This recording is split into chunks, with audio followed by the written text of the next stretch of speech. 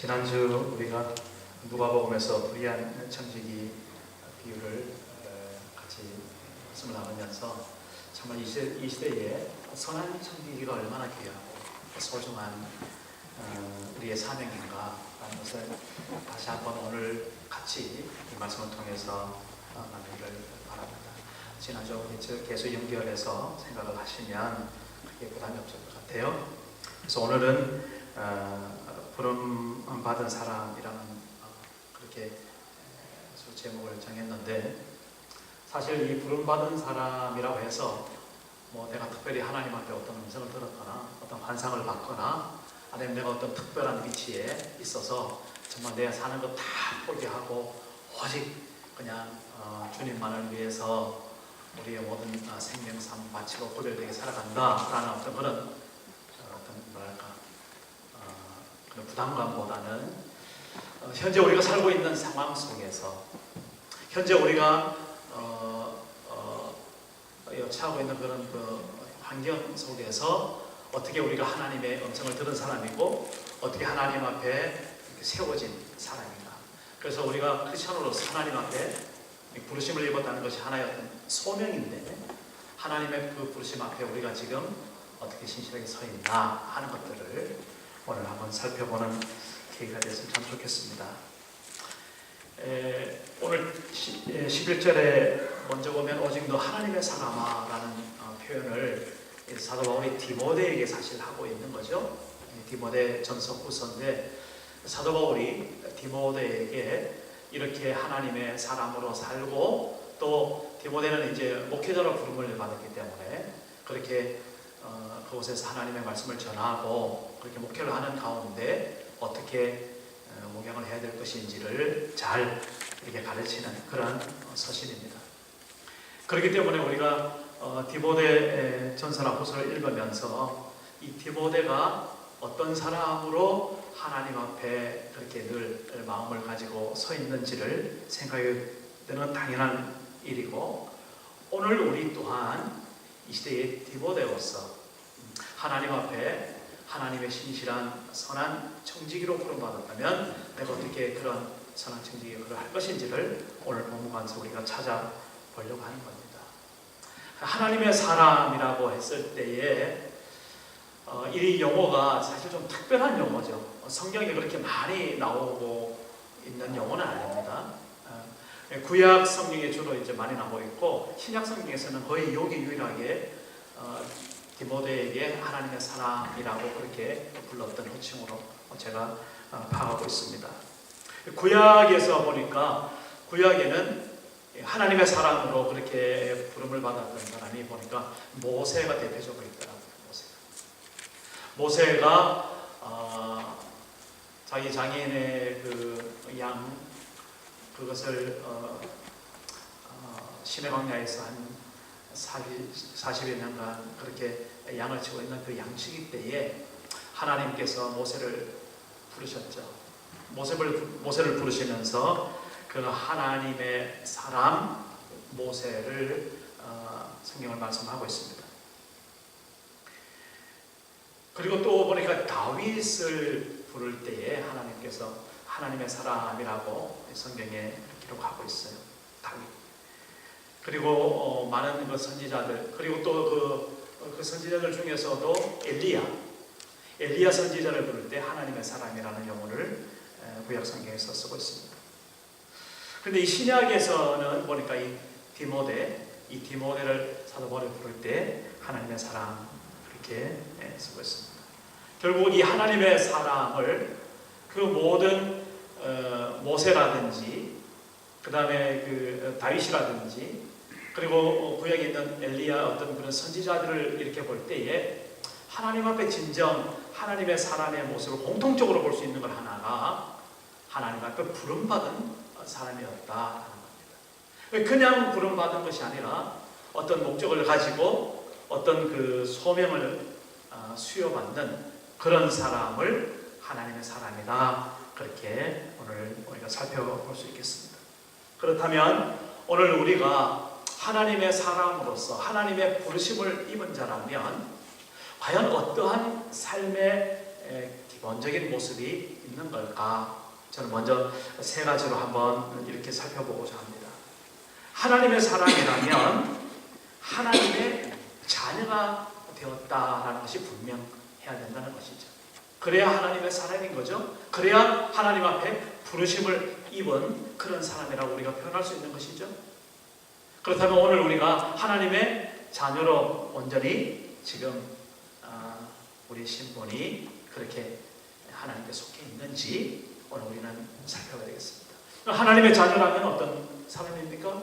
예수 그리스도를 우리가 주로 믿고 우리의 구세주로 고백하고 예수 그리스도 그분을 믿음으로 말미암아서 이렇게 이 세상을 살아가는 사람들, 하나님의 사람, 부르심을 입은 사람, 그리고 하나님의 자녀, 이렇게 말할 수 있는 것이죠. 우리 예수 그리스도가 우리의 주님이라고 고백하고 예수 그리스도가 나의 구세주라고 고백하는 그런 사람이라면 하나님 앞에 거리낌 없이 나는 하나님의 자녀입니다 라고 고백할 줄 아는 그러한 믿음의 소유자. 그래서 내가 그전에는 진노의 자식으로 멸망의 자식으로 있었음에도 불구하고 하나님께서 나를 불쌍히 여기셔서 나를 택하시고 나를 통해서 영광 받으시고자 예수 그리스도를 믿게 하는 믿음을 허락해 주셨던 그 놀라운 은혜, 그 은혜 가운데 늘 감격해 있는 사람, 바로 하나님의 자녀다라는 것입니다. 그러면 이 하나님의 자녀는 또한 그의 어떤 보는, 인식하는 그런 사고방식이라든지 눈이 틀려지기 시작합니다. 그 전에 세상에서 그냥 살았던 진노의 자녀라면 그의 사는 삶의 방식은 그냥 본성상 자기에게 좋은 대로 유익이 되는 대로 그렇게 살 수밖에 없었겠지요. 그런데 하나님의 사람이라는 것은, 또 부름받은 사람이라는 것은, 또 하나님의 자녀라는 것은 어디에서 표시가 나느냐? 그의 삶의 기준이 타락한 이 세상의 지식에서 이제는 하나님의 말씀으로 옮겨졌다는 이 놀라운 사실에 우리를 돌아봐야 된다라는 것입니다. 여러분, 하나님의 말씀을 오늘도 우리 같이 이렇게 디모데전서 읽었지만은 집에서 얼마나 이 하나님의 말씀을 많이 읽고 있고 또 말씀을 가슴에 새기고 여러분 살아가는지 모르겠습니다. 예. 정말 여러분들이 뭔가 결정을 하고 뭔가 여러분들의 삶에 담이 있고 또 여러분들의 삶에 어떤 지혜를 구할 때에 하나님의 말씀에서 그 답을 구하기 위해서 하나님께로, 하나님의 성경으로 돌아가는 사람, 그래서 자기의 모든 어떤 판단의 기준을 이 성경에다 두는 사람, 이 사람이 바로 하나님의 아들이라는 것이죠. 오늘 우리는 그렇게 살고 있음을 고백합니다. 그러고 보니까 그렇게 하나님의 자녀가 된 사람들은요, 그의 판단 기준이 하나님의 말씀이다 보니까 자연히 그의 인생 방향이 하나님의 나라로 향하고 천국으로 향하는 것은 당연한 이치다 할 수 있습니다. 그래서 성경에 보면 우리는 멸망의 지옥에서 이제는 하나님이 함께 하시는 하나님의 나라로 우리의 삶의 방향이 바뀌어진 사람, 이런 사람들을 하나님의 자녀다 그렇게 말하고 있습니다. 오늘 저는 이 모든 삶을 살아가는 우리가 한마디로 하나님 앞에 부르심을 입은 하나님의 사람이다 라고 정의를 내리고 싶습니다. 어때요? 지금 내가 바로 그런 하나님의 사람이구나, 내가 그런 부르심을 받았구나 라는 그 소명의 마음으로 우리 같이 가슴이 울려졌으면 참 좋겠습니다. 그런데요, 하나님께서는 그냥 우리를 그렇게 단순히 하나님의 사람으로 그냥 되게 하게끔 그렇게만 우리를 부르시지는 않았다는 사실에 오늘 다시 한번 집중해 주시길 바랍니다. 그렇다면 우리가 하나님의 자녀가 되는 순간 이 세상에 살 이유가 없겠지요. 그렇죠? 바로 이 하나님의 나라로 천국으로 우리가 가면 제일 좋겠지요. 그런데 우리가 이 땅에서 우리가 살고 있는 이 상황 속에서, 이 세상 속에서 우리는 하나님의 사람으로, 하나님의 자녀로, 부르심을 입은 자로 그렇게 우리가 인식을 지금 하고 있단 말입니다. 그렇다면 당연히 내가 하나님의 사람으로 무엇을 할 것인가 라는 것이 그렇게 우리는 우리의 고민이고 우리의 어떤 삶의 도전이 된다라는 것입니다. 여러분에게는 어떤 삶의 도전이 있는지 모르겠습니다. 이번 지난 한 주간을 어떤 도전을 가지고 여러분 살았으며, 또 이번 한 주간 우리 하나님 앞에 살아갈 때에 하나님의 자녀로서 이 세상에서 어떤 도전과 어떤 목적과 어떤 그 삶의 방향을 정말 새기고 그렇게 살아가고 있을지 모르겠습니다. 베드로전서 2장에는 이렇게 말씀하더라고요. 이를 위하여 너희가 부르심을 받았으니 그리스도도 너희를 위하여 고난을 받으사 너희에게 본을 끼쳐 그 자취를 따라오게 하려 하셨느니라. 우리가 하나님 앞에 부르심을 입었다는 사실은 예수 그리스도 그분이 우리를 위해서 고난을 받으시고 우리를 구원하실 뿐만 아니라 그분이 우리에게 본이 되었다, 그렇게 말하고 있습니다. 어떤 본이 되었는가? 우리를 위해서 구원을 받아가신 그 고난받음이 우리에게 본이 되었다라는 겁니다. 그리고 그 본을 끼쳐서 좌치를 따라오게 하려고 우리를 어떻게 했다? 부르셨다, 그렇게 말씀하고 있습니다.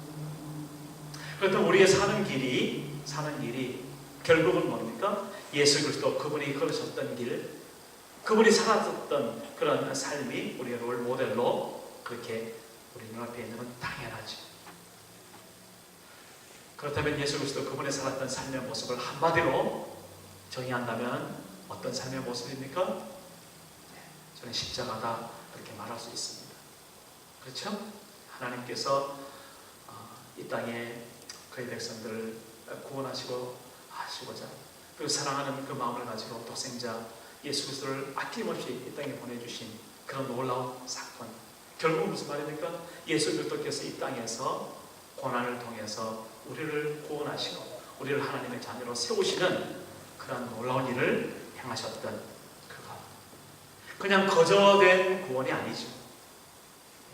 예수님께서도 이 땅에서 우리와 똑같이 고난을 받으시고 십자가에서 죽으셨기 때문에, 희생하셨기 때문에, 고난을 통과하셨기 때문에 우리는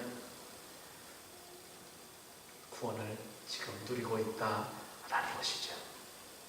그렇다면 우리가 바로 그러한 예수 그리스도의 삶을 따라간다 그랬을 때 우리의 삶이 금방 이렇게 보이게 되는 거죠. 우리는 좀 어렵고 힘들 때, 그리고 뭔가 좀 누명을 쓰고 또 곤란한 일을 좀 당하고 또 불안하고 또 좀 이렇게 어려운 상황에 닥쳤을 때 원망이 나오고 그럴 때가 참 많죠? 그렇습니다. 그런데 정말 예수 그리스도 그분이 우리의 삶의 모델이 한다면 그런 예수 그리스도 그분의 그 고난, 그 십자가를 그 자체를 따르는 삶이 우리의 삶의 방향이라고 그렇게 우리가 진정 고백한다면 오히려 내게 있는 어려움과 내게 있는 시련과 내게 있는 그런 고통이 하나님 앞에 정말 영광을 돌릴 수 있는 그런 기회다라고 우리의 마음이 정리가 되고, 또한 그 어려운 환경이 오히려 하나님 앞에 기도할 수 있는 그런 기회가 되는 것을 오늘 우리는 고백하지 않을 수 없다라는 것입니다. 오늘 디모데 전서에 보면 하나님의 사람으로 부르심을 그런 받은 이유를 간략하게 세 가지로 정리한 것을 우리가 보게 됩니다. 12절 말씀에 이렇게 말씀하더라고요. 믿음의 선한 싸움을 싸우라, 이렇게 말하고 있습니다. 그리고 영생을 취하라. 이를 위하여 네가 부르심을 받았고 많은 증인 앞에서 선한 증언을 하였도다 라고 말하고 있습니다.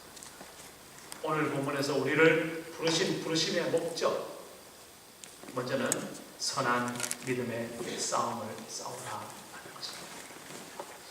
믿음이라는 건 그냥 우리가 저절로 살아가는 것이 아니고 뭔가 지금 전쟁을 치러야 되는 하나의 무기로서 지금 사도 바울은 우리에게 설명해 주고 있는 것입니다. 우리가 어려움 있을 때, 또 우리가 넘어가야 될 그런 삶의 그런 파도가 있을 때에 우리의 믿음이 하나님 앞에 무게가 되어져서 그것을 통해서 날마다 선한 싸움을 싸우고 하나님 앞에 찬양을 돌릴 수 있는 승리하는 주의 자녀 되기를 간절히 바랍니다. 또한 그런가하면 영생을 취하라 말씀하고 있습니다. 영생을 취하라. 이 취하라는 것은 뭐예요? 취하라는 것은 그냥 저절로 이렇게 갖다 주는 것을 내가 그냥 받는 그런 정도가 아니죠. 내가 쟁취한다는 것. 내가 적극적으로 나서서 하나님의 영원한 생명, 영생을 붙드는 겁니다. 결국은 이게 믿음의 반응이기도 하고 우리 삶의 하나님 자녀로서의 자세이기도 하죠. 그렇습니다. 이러한 것들을 오늘 하나님께서는 우리를 불러서 행하게 하시려고 이런 말씀을 오늘 우리에게 주신 줄 믿습니다. 사도 바울에게 있어서 믿음의 선한 싸움을 싸우라는 말이 그렇게 쉬운 말은 아니었음을 여러분 잘 알고 있습니다. 디모데 역시 이 말씀을 받았을 때에 그가 연수한 나이로 목회를 하고 많은 사람들 그리고 여러 가지 이단들 그리고 방해하는 그런 복음을 방해하는 사람들과 대면해서 그가 싸워나가는 그의 삶의 모습 우리는 성경에서 너무나 잘 알고 있습니다. 오늘 우리 한 사람 한 사람이 정말 내가 보잘것없는 또 연약한 그런 존재다 할지라도 그러나 그럼에도 불구하고 우리가 감당할 믿음의 선한 싸움이 우리의 삶의 분야에서 있다는 사실을 그 사실을 잊지 마시기를 바랍니다. 그리고 우리가 영원한 생명을 취하기 위해서 우리가 행해야 될 그러한 믿음의 액션들이 늘 있다는 사실입니다. 그 중에서 우리가 가장 고귀한 것은 우리의 입술을 통해서 우리의 말을 통해서 예수 그리스도를 시인하는 그러한 것입니다. 이것이 바로 하나의 전도가 될 수도 있겠고요. 하나님의 높이는 그러한 찬양이 될 수가 있겠죠. 우리의 삶 가운데서 늘 우리의 말 속에 예수 그리스도가 살아있고 예수 그리스도가 주제가 되고 예수 그리스도가 전하여지는 그런 삶을 살아갈 때에 하나님께서는 우리에게 영생을 취하는 그 놀라운 축복을 허락해 주신다라는 것입니다. 하나님은 언제나 어디서나 영원토록 우리와 함께 하시는 것을 우리는 고백합니다. 이번 한 주간을 여러분 어떻게 살아갈까? 하나님과 함께 더불어 살아가는 것이 우리의 삶의 당연한 이치인데 정말 내가 믿음의 선한 싸움을 싸는 부분이 무엇인가? 그리고 또 내가 영생을 취하는 부분이 무엇인가? 그것을 다시 한번 우리가 고민했으면 참 좋겠습니다. 거기 11절에 보니까 너 하나님의 사람아 이것들을 피하고 의와 경건과 믿음과 사랑과 인내와 온유를 따르라 라고 권면하고 있습니다. 오늘 여기 있는 이 6가지 이것을 기억하고 우리가 좀 적극적으로 따랐으면 좋겠다라는 거죠. 의와 경건과 믿음과 사랑과 인내와 온유를 따르는 삶. 그런 겁니다.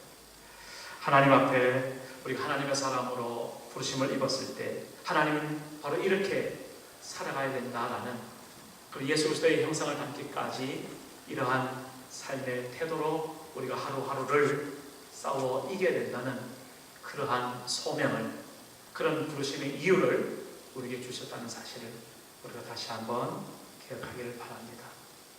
그러면서 오늘 마지막으로 사도 바울은 디모데에게 구체적으로 그의 삶 가운데서 해야 될 것 2가지를 이렇게 말하고 있습니다. 17절입니다. 네가 이 세대에서 부한 자들을 명하여 부한 자들에게 명하라고 합니다. 여기서 부한 자라는 것은 단순히 재물이 많은 사람 아니죠. 결국 성경에서 보면 뭔 말입니까? 하나님 그분만을 섬기지 아니하는, 다시 말해서 하나님과 재물을 겸하여 섬기려고 그렇게 말하고 있는 사람들, 또 혹은 아예 하나님을 배제하고 내가 내 힘으로 살겠다라고 말하는 사람들, 그런 사람들 모두 말하고 있죠. 그런 부한 사람들에게 명하라고 디모데에게 명하고 있습니다. 무엇을 명하는가요? 마음을 높이지 말고 정함이 없는 재물에 소망을 두지 말고 오직 우리에게 모든 것을 후히 주사 누리게 하시는 하나님께 두며 라고 말하고 있습니다. 결국은 우리의 삶의 소망, 우리의 삶의 바람을 하나님 그분에게 두라 이렇게 말하고 있습니다. 여러분 그렇게 마음을 두고 사시나요? 오늘 우리가 살아야 될 삶의 덕목, 여기 보면 의와 경건과 믿음과 사랑과 인내와 온유를 따르고 정말 믿음의 선한 싸움을 싸우고 영생을 취하는 그 모든 것을 가능하게 하는 그 한 가지가 있다면 그것은 바로 하나님께 소망을 두는 것. 우리의 소망은 어디에 있나요? 땅에 있나요? 아니면 이 세상에 있나요? 아니면 재벌에 있나요? 아니면 나의 지식에 있나요? 아니면 나의 어떤 계급에 있나요? 아니죠. 나의 건강에 있나요? 아니죠. 하나님께로만 소망을 두는 사람, 이런 사람이 바로 하나님 앞에 부르심을 받은 사람이다 라고 우리는 생각하게 됩니다. 너희는 먼저 그의 나라와 그의 의를 구하라. 그리하면 이 모든 것을 너에게 대해주신다고 말씀하셨죠. 우리는 너무나 이 말씀을 익숙하게 잘 알고 있습니다. 그러나 그럼에도 불구하고 늘 우리는 우선순위를 바꾸어서 먼저 우리가 필요한 것을 구할 수밖에 없는 그런 연약한 우리의 모습이라는 걸 우리는 너무나 잘 알고 있습니다. 그러나 그럼에도 불구하고 이제는 다시 한번 우리의 우선순위를 새롭게 정립을 하고 우리의 소망이 유일하신 참 하나님 그분에게 있음을 우리가 다시 한번 고백하는 이 시간 되기를 간절히 바랍니다. 그리고 거기 18절에 이렇게 말씀하고 있습니다. 선을 행하고 선한 사업을 많이 하고 나누어 주기를 좋아하며 너그러운 자가 되게 하라 라는 겁니다. 하나님의 선을 행하는 것, 이게 결국 너그러운 마음을 가지고 있는 것인데 관용을 베풀고 용납하고 받아들이라 라는 것이죠. 우리가 하나님의 선한 사업을 무엇으로 하겠습니까? 하나님께서 내게 주신 달란트대로, 하나님께서 내게 주신 물질대로, 하나님께서 내게 주신 건강대로 우리는 하나님 앞에 선한 일을 행해야 된다라고 오늘 사도 바울은 또 하나님께서는 오늘 우리에게 권면하고 있습니다. 우리가 가지고 있는 것, 우리가 사실 따져보면 얼마나 많은 것을 가지고 있습니까? 얼마나 많은 시간들이 있습니까? 얼마나 많은 힘들이 우리에게 있습니까? 이것을 가지고 정말 하나님 앞에 선을 행할 줄 아는, 그리고 정말 너그러운 마음으로 이웃을 돕고 함께 기도할 줄 아는 그러한 모습, 그런 모습이 바로 부르심을 입은 사람의 모습이요. 오늘 결론으로 19절에 보면 이것이 장래에 자기를 위하여 좋은 터를 쌓아 참된 생명을 취하는 것이다 라고 다시 한번 말씀을 하고 강조하고 있습니다. 오늘 우리가 예수 그리스도를 나의 생명으로 고백하고 그 생명을 취하는 그 모습, 분명히 예수 그리스도를 따라가는 고난의 삶이라고 그랬습니다. 이것이 그냥 막연한 고난이 아니라 이제는 나의 것을 가지고 나의 마음을 나누고 나의 가지고 있는 것을 나누고 그에 대해서 정말 선을 베풀 수 있는 그런 하나님의 사랑, 그런 부르심으로 우리가 부르심을 입었다는 사실 앞에 오늘 다시 한번 우리가 말씀을 기억하고 이번 한 주간 하나님의 사랑으로 부르심을 입은 자답게 날마다 믿음의 선한 싸움으로 승리하시는 성령 되시기를 주의 이름으로 축복합니다.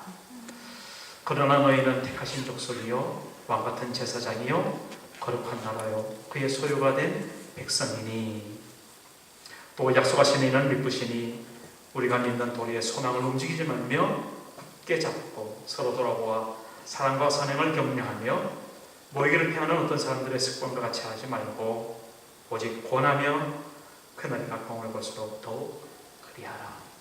함께 하나님의 믿음의 군사로서 하나 되어서 이렇게 주의 말씀을 이루어가는 하나님의 신실한 일꾼 되시기를 주의 이름으로 축복합니다. 기도하겠습니다. 하나님 아버지,